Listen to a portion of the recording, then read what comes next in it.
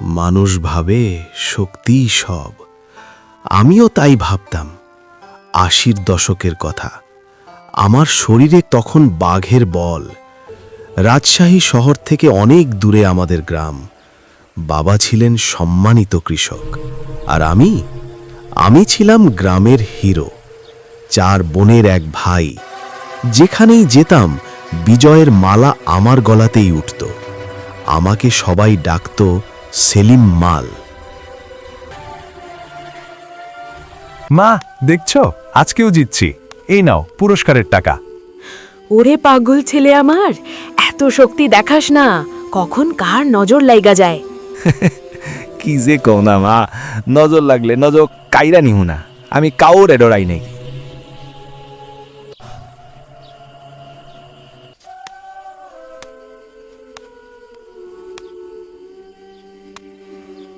রহমত, জানোস নাকি নিজামপুরের সিকান্দার মুন্সি কাল রাতেও একটা জিন জবাই দিছে।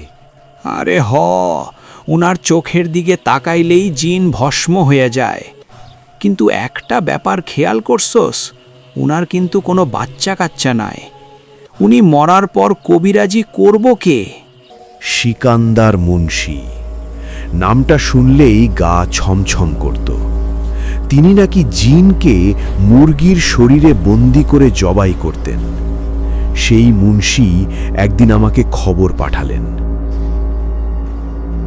সেলিম, তোমার অনেক নাম ডাক, কিন্তু এই কাবাডি খেলে আর কতদিন? কাকা, আমি মূর্খ মানুষ, গায়ে শক্তি আছে তাই খেলি। শরীরের শক্তি বয়সের সাথে কমে যায়, কিন্তু রুহানি শক্তি বাড়ে।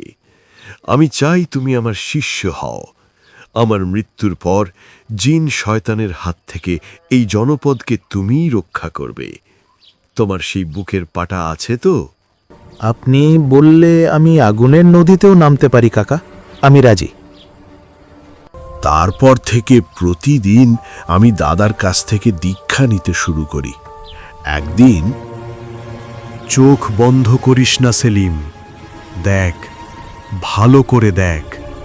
কাকা, চারপাশ ভাইসা যাচ্ছে, কিন্তু আমাদের গায়ে পানি লাগছে না কেন? এ আমি কোথায় আসলাম? আমরা এখন আর দুনিয়ার নিয়মে নেই, আমরা এখন মেঘের রাজ্যে। ওই দেখ, সাদা পাঞ্জাবি পরা উনি কে দাঁড়িয়ে? উনি জিনদের সর্দার। উনি তোমাকে দেখছেন। ওনার চোখ দিয়ে তো আলো বের হচ্ছে। সেই দিন রাতে আমি যা দেখেছিলাম সত্যিই তা বর্ণনা করা সম্ভব না। যাই হোক, তারপর দিন আমি আবার দাদার বাসার দিকে রওনা হলাম। বাড়ির কাছাকাছি পৌঁছে দেখা হলো এমন একজনের সাথে, সৃষ্টিকর্তা মনে হয় নিজ হাতে এত সুন্দর করে তাকে বানিয়েছে। এক দেখাতেই আমি তার প্রেমে পড়ে গেলাম। আপনি সেই পালোয়ান দাদাজান যার কথা সারা দিন বলে? আমি সেলিম, কিন্তু তুমি কে? চাঁদের টুকরো নাকি? ধুর, আমি আরশি, কিন্তু শুনেন, দাদাজানের এই কাজ শিখবেন না। এ পথ ভালো না, এতে প্রাণ যাওয়ার ভয় আছে। জান যাওয়ার ভয় তো সেদিনই গেছে, যেদিন তোমার দাদাজানের হাত ধরছি। এখন নতুন ভয় হচ্ছে তোমায় না পাওয়ার ভয়। এইভাবে আরুষির সাথে আমার খুব সুন্দর একটি প্রেমের সম্পর্ক হয়। মনে মনে আমি আরুষিকে বিয়ে করার চিন্তা করে ফেলি।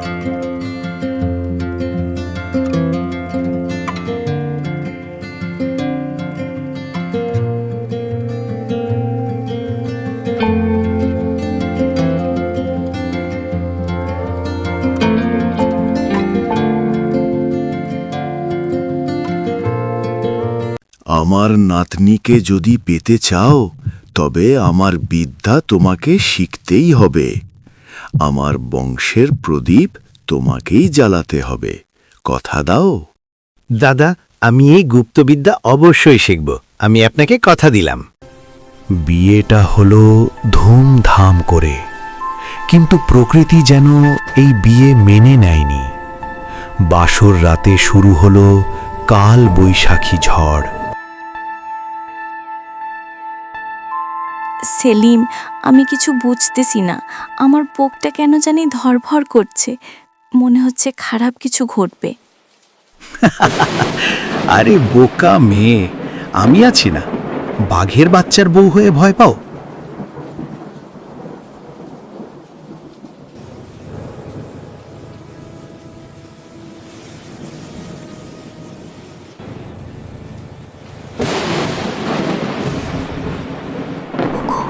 উঠছো না কেন?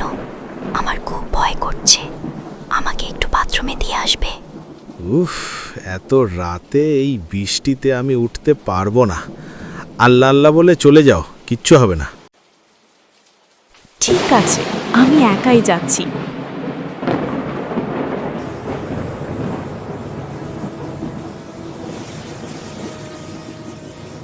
আরুষি, কি হলো তোমার?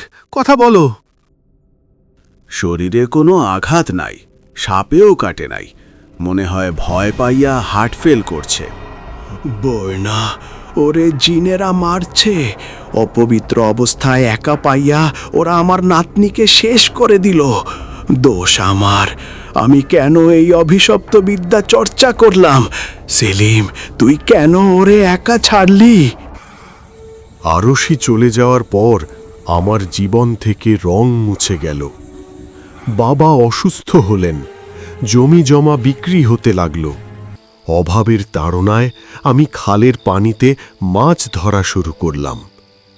বর্ষাকাল, খালে থই থই পানি। আপদ, তুই আবার আইসিস, যা ভাগ। যতবার ফেলি ততবার তুই তুই কি সাপ নাকি অন্য কিছু? পরের দিন আমি আরশির দাদার কাছে পুরো ঘটনা বললে সে আমাকে মন্ত্র পড়া পানি দিয়ে বলে, আবার যদি সাপটা জালে ওঠে তাহলে এই পানি সাপটার গায়ে ঢেলে দিতে। দাদা পানি দিছে, আজ তোরে মেরেই ফেলবো। এ আল্লাহ, এ তো সাপ না, এ তো আগুন। সব টচনচ হয়ে গেল। বোকা ছেলে, তুই কার গায়ে পানি দিলি?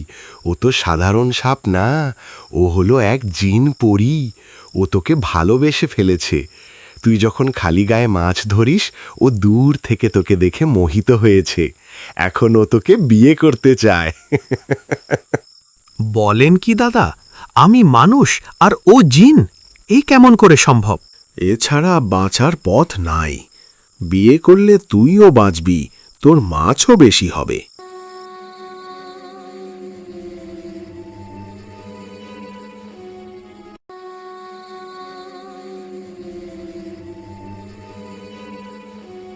আমাকে ভয় পেও না, আমি তোমার ক্ষতি করব না। আমি তোমাকে আমার প্রাণের চেয়ে বেশি ভালোবাসব। আমি তোমাকে গ্রহণ করলাম। ওর নাম ছিল টিউলি। ও আসার পর আমার অভাব দূর হলো। ও মানুষের রূপ ধরে আমার পাশে বসে থাকত, কিন্তু শরীর ছিল বরফের মতো ঠান্ডা। ও আমাকে স্বপ্নের রাজ্যে নিয়ে যেত। এভাবে কেটে গেল অনেকটা সময়। তারপর একদিন টিউলি আমাকে দুঃসংবাদ দিল। সেলিম, মন শক্ত করো, তোমার দাদাজান আর নেই।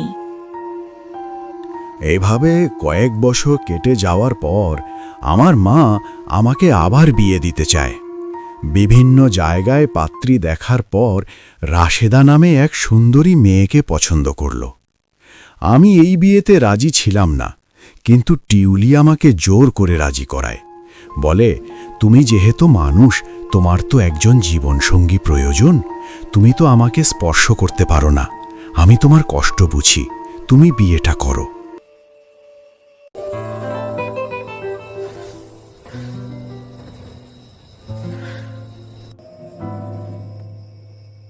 রাশেদার সন্তান হচ্ছিল না। টিউলি দয়া করে স্বর্গীয় ফল এনে দিল। সেই ফল খেয়ে রাশেদার কোলে এলো আমার মেয়ে। মেয়ের নামও রাখলাম টিউলি। টিউলি সুযোগ পেলেই আমার মেয়েকে দেখতে আসত, সাপের রূপে। আমি অনেকবার নিষেধ করার পরও টিউলি আসত। টিউলি বলতো এইটা তার সন্তান। একদিন আমি বাজারে ছিলাম, হঠাৎ আমার ভিতরটা কেমন জানি করে ওঠে। আমার মনে হইল কোনো বিপদ হয়েছে। না, কিছু একটা হয়েছে, আমার টিউলি বিপদে। আমি ছুটে গেলাম বাড়িতে গিয়ে দেখি আমার বউ রাশেদা টিউলিকে সাপ ভেবে লাঠি দিয়ে পিটাচ্ছে। মাথাটা একেবারে থেতলে দিয়েছে। আমি তাকে বাধা দিতে চেষ্টা করেও পারিনি। রাশেদা, থামো! এ তুমি কি করলে? ও সাপ ছিল না রাশেদা, ও মানুষ ছিল। ও আমার ভালোবাসা ছিল। সাপ কিভাবে তোমার ভালোবাসা হয়? তুমি পাগল হয়ে গেছো? সবাই আমাকে পাগল বলে, কিন্তু আমি জানি সত্যটা কি। আজও আমি খালের পাড়ে যাই, যদি একবার, শুধু একবার টিউলি ফিরে আসে। কিন্তু সে আর আসে না। আমার মেয়ে টিউলি শুধু বিশ্বাস করে তার আরেক মা ছিল, যে মানুষ না হয়েও মানুষকে ভালোবেসেছিল।